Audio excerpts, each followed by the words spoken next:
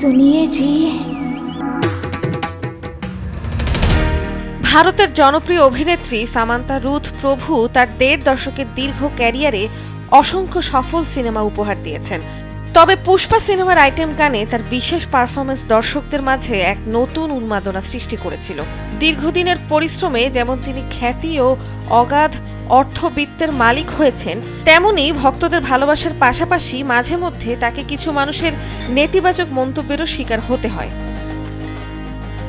সম্প্রতি সামাজিক যোগাযোগ মাধ্যমে সামান্থা জানান যে প্রশংসা বা সমালোচনা তাকে খুব একটা বিচলিত করে না, তবে তার ডিজিটাল আঙিনায় কেউ নেতিবাচকতা ছড়ালে তিনি সরাসরি তাকে ব্লক করে দেন। তার কাছে ব্লক করার অর্থ কোনো আক্রমণ নয়, বরং নিজের ব্যক্তিগত পরিসরকে পরিষ্কার ও শান্ত রাখা। ব্যক্তিগত জীবনে অভিনেতা নাগা চৈতন্যের সঙ্গে বিবাহ বিচ্ছেদের পর সামান্থা অত্যন্ত কঠিন সময় পার করেছেন।